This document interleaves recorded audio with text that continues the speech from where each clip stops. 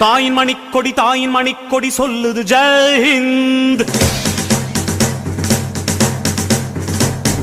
தாயகம் காத்திட தன்னலம் போக்கிட சொல்லுக ஜெய் ஹிந்த். என் இந்திய தேசம் இது ரத்தம் சிந்திய தேசம் இது, என் இந்திய தேசம் இது ரத்தம் சிந்திய தேசம் இது, காந்தி மகான் வந்த கண்ணிய பூமி இது.